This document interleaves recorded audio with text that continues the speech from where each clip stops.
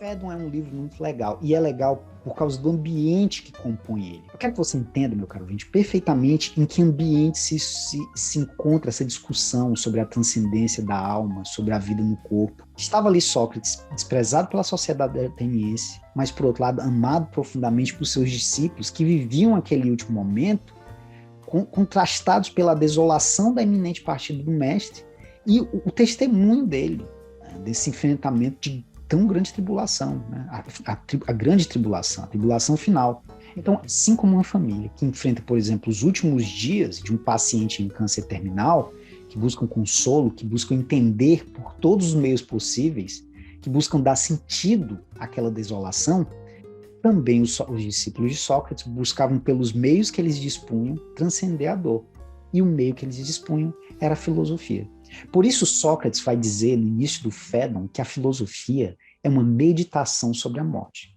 Na página 124 da versão da Nova Cultural, Sócrates diz que os homens não sabem que os verdadeiros filósofos trabalham durante toda a sua vida na preparação da sua morte e para estar mortos. Aqui um parêntese para um comentário pessoal. Eu acho essa frase sensacional. Às vezes as pessoas perguntam por que estudar filosofia? Por que fazer uma coisa que não exatamente tem finalidade prática? E o que eu sempre digo é que a filosofia é tipo alongamento. Eu sempre gostei de atividade física, mas sempre detestei alongamento, porque eu nunca via finalidade prática no alongamento. Para ficar bom de bola, você chuta.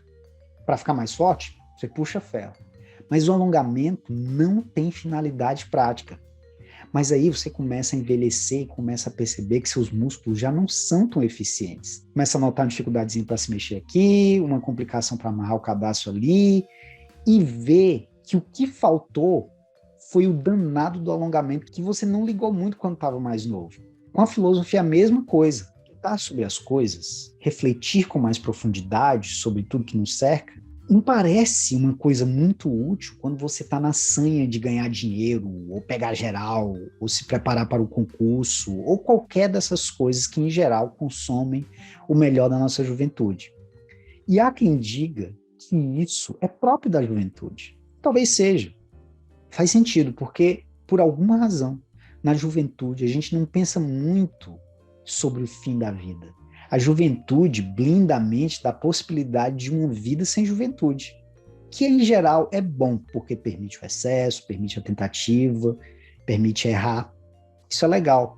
Agora tem um problema, e o problema é que a vida não tem um pingo de compromisso com a sensação de eternidade que a juventude dá. O problema é que o fim da vida é a morte, e o caminho pós-juventude aponta para esse decaimento do corpo. As rugas chegam, os dentes amarelam, as dores inimagináveis começam a aparecer e pouco a pouco a gente vai começando a receber sinais de um futuro inevitável, que para uns vem de uma vez, mas para a maioria vem nesses pequenos decaimentos sutis.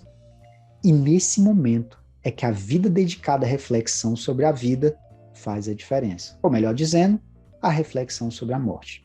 Na verdade, o mais correto seria dizer a reflexão sobre como usar a vida da melhor forma antes de chegar à morte.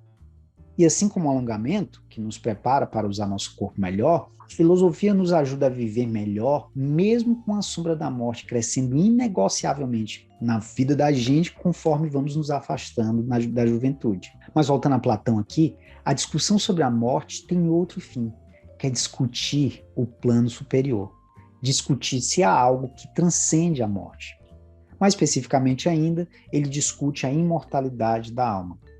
Ele então passa a defender a imortalidade da alma em 4 argumentos. No primeiro, ele afirma que estamos incrustados na natureza e a natureza é um fluxo contínuo de contradição.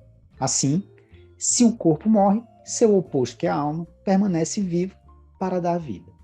O segundo argumento diz que a alma é imortal, porque ela possui recordações inatas daquilo que ela já contemplou em outros lugares. É o que se chama de anamnese. Outro argumento afirma que a alma, não sendo material, não pode se decompor. Então o corpo funciona como um vaso, como uma expressão inteligível dessa forma sensível que sempre existiu, que é a alma. O último argumento, o quarto argumento, diz respeito à similitude da alma com as formas. Na verdade, o contrário. A forma das coisas remete à sua essência. Assim, a essência da natureza humana se encontra na alma. Bom, nesse ponto, você deve estar se perguntando o que isso tem a ver com o conceito de justiça em Platão. E eu lhe digo, tudo a ver, caro ouvinte. Apesar de não termos falado em nenhum momento sobre justiça, os fundamentos das convicções de Platão sobre o assunto se encontram em todas as coisas que nós falamos até agora. Os ensinamentos e procedimentos de Sócrates afetaram profundamente a Platão. Sua visão moral, política, estética e até a própria epistemologia, lembra aquela palavra difícil que significa raiz? Do seu pensamento, passam pelas palavras e atos do seu mestre. Bom, não vou falar ainda como. O que eu quero agora é que você guarde essa informação, porque lá na frente você vai ver como tudo está conectado. Bom, dado esse panorama geral, então vamos entrar nessa obra que nós anunciamos que é a principal, que é a República. Mas um último break. Antes de entrar nesse diálogo, há ainda uma introdução a ser feita sobre a relação entre o título do livro e o objeto do nosso papo aqui, que é a justiça. A primeira coisa que precisa ser dita sobre esse diálogo é que, como o nome sugere, seu conteúdo principal é a descrição de um modelo ideal de governo segundo Platão. Então, o tema principal do diálogo é a política. No entanto, ele não inicia discutindo política, ele inicia discutindo ética e moral. Mais especificamente, ele começa debatendo o conceito de justiça. E embora o conteúdo principal seja a política, o autor se dedica por um longo tempo ao debate sobre esse tema preliminar. O que isso nos diz, caro ouvinte? Por que Platão iniciou a exposição do seu modelo de governo ideal a partir do debate sobre justiça? Que relação pode haver entre esses dois temas? E a resposta é tudo a ver. Nós vamos ver lá na frente que justiça, para Platão, tem uma finalidade social. A justiça tem como fim produzir uma sociedade ideal. Por outro lado, justiça é uma questão de relacionamento. Ser justo é uma medida ética, ou seja, a gente identifica justiça ou injustiça fazendo alguma coisa com alguém, por alguém, contra alguém. O homem é um bicho coletivo. Nosso desenvolvimento, nosso crescimento, nossa complexização, que existe essa palavra, depende da nossa capacidade de interagir com o maior número possível de outros homens, outros homo sapiens. A vantagem do homo sapiens sobre outras espécies não reside em uma suposta capacidade intelectiva diferenciada ou em um cérebro diferenciado, como comumente se acredita. A propósito, estudos recentes indicam que os neandertais possuíam um cérebro até maior que o do homo sapiens. No entanto, eles foram extintos e nós não.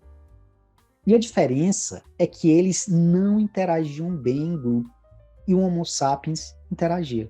O sapiens, portanto, se diferencia por sua capacidade de trabalhar em rede. Não é à toa que a evolução da tecnologia tem uma relação estreita com o desenvolvimento urbano, a criação das metrópoles e dessas megalópolis onde hoje nós vivemos. Tudo isso que eu estou falando é apresentado pelo historiador israelense Yuval Harari em sua badalada obra Sapiens. Ali na primeira parte do livro, que o autor intitula Revolução Cognitiva, ele traça, pelas hipóteses científicas mais aceitas, uma narrativa coerente explicando o processo evolutivo que diferenciou nossa espécie de outras e nos trouxe até aqui. E o Sapiens, como dito, se diferenciou por sua capacidade de se agrupar em comunidade. Mas essa resposta não resolve o problema, porque, na verdade, todas as espécies, por assim dizer, mais inteligentes, se organizavam em sociedade. E quanto maior a capacidade de se reunir em sociedade, melhor o desempenho da espécie. Dessa maneira, é possível afirmar que há um certo dispositivo evolutivo que aponta para o agrupamento social. Todavia, se organizar em sociedade não é uma atividade tão simples como afirma o autor. Ele diz, citação, um típico bando de chimpanzés consiste em 20 a 50 indivíduos. E à medida que esse número cresce, a ordem social se desestabiliza. O autor afirma que o Homo sapiens provavelmente experimentou em algum momento essa mesma limitação e que a superou por meio, adivinha do quê? Da fofoca. É isso mesmo. A capacidade do homem de falar uns para os outros a respeito de um membro não presente ampliou sua capacidade de socialização para um número aproximado de 150 indivíduos. Mas antes que algum fofoqueiro de plantão fique ouriçado, é importante dizer que esse é o limite aproximado desse mecanismo ainda nos dias de hoje. Com certeza algum fofoqueiro profissional ouviu isso e disse, aí, tá vendo? Sempre disse que fofocar é uma coisa boa. Não deixa de ser, afinal de contas, como é bom saber da vida alheia, né? Mas não foi esse o pulo do gato da nossa espécie. Uma comunidade só pode interagir sem hierarquias ou regras de controle em um número pouco abaixo ou pouco acima de 150 ainda nos dias de hoje. Depois disso começa a bagunçar o coreto social de novo. Mas nós conseguimos romper essa barreira. O fato de você estar provavelmente ouvindo esse programa de uma cidade com mais de 150 pessoas prova isso. Nesse caso, qual foi o mecanismo capaz de dar aos sapiens essa capacidade de interagir em larguíssima escala? Harari afirma que foi provavelmente o surgimento da ficção.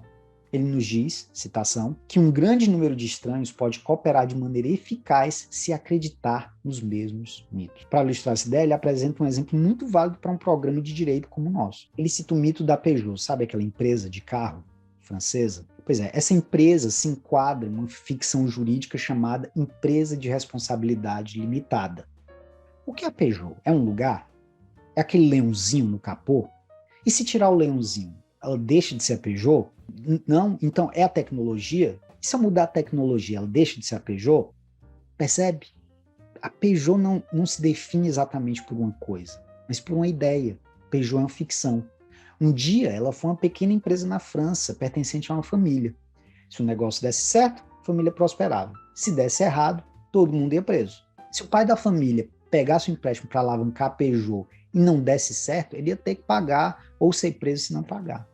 Mas aí alguém teve uma brilhante ideia. E se desvincularmos a empresa das pessoas? Brilhante. Assim, os donos da empresa não respondem mais por ela e a empresa se responde por si só. De certa forma, a empresa passa a ser um ser vivo. Onde? Só na imaginação dos homens. E só lá. E, no entanto, como imaginar uma empresa do tamanho da Peugeot, com seus milhares, talvez milhões de funcionários, trabalhando em uma empresa familiar? Imagine a indústria do século XXI sem a ficção da sociedade limitada, percebe? Então percebe a ideia aqui? A ficção é responsável por congregar os homens. Bom, o que isso tem a ver com o nosso assunto? Justiça é uma ficção capaz de unir as pessoas em sociedade. Por isso, é imprescindível Platão começar o debate sobre a criação de uma sociedade perfeita debatendo o assunto da justiça. Porque as pessoas só vão limitar sua própria liberdade em nome de um valor que elas acreditam. E o valor supremo é a justiça. E a justiça é uma ficção. Tá. Para não assustar, você vai falar, peraí, Davi, ficção? Tá.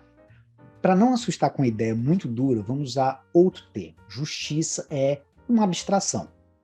Lembra no episódio anterior, quando lemos aquele texto do Perelman, que dizia que todas as guerras foram travadas em nome da justiça?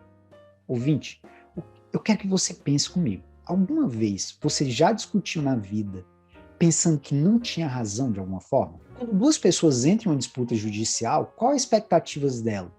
Não obstante saber que a outra se opõe diametralmente. Os homens vivem e morrem em nome da justiça. Isso, de outra ponta, é o mesmo dizer que são capazes de se sacrificar para combater a injustiça. Por isso é necessário que Platão inicie sua apresentação sobre o governo ideal da polis, sobre a república, oferecendo uma definição de justiça, para congregar todos os homens em volta da sua utopia política, para uni-los em um propósito, para convencê-los sobre o que eles devem abrir mão para produzir a sociedade ideal, é preciso dizer o que é justo. Bom, falhei miseravelmente em esgotar o assunto em um episódio só. Vamos ter que continuar na próxima semana. Mas creio, fazendo como foi feito hoje, vamos poder entrar com mais liberdade na obra. Porque agora temos contexto, temos informação lateral. E contexto e informação lateral é imprescindível para entender qualquer ideia complexa. Então ficamos por aqui, continuamos no próximo episódio. Mas antes eu queria perguntar, o que você acha dessa ideia de Platão, meu caro ouvinte? Você acha que o homem é um bicho social, de fato?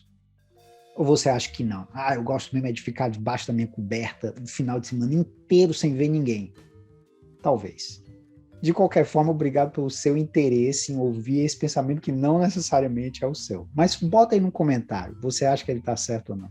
No mais, não esquece de curtir, não esquece de compartilhar, claro, caso goste do conteúdo. Se tem alguma dúvida, sugestão, bota aí nos comentários. Sua interação é muito bem-vinda, que isso ajuda a construir a nossa comunidade. Muito obrigado, meus queridos. Nos vemos na próxima.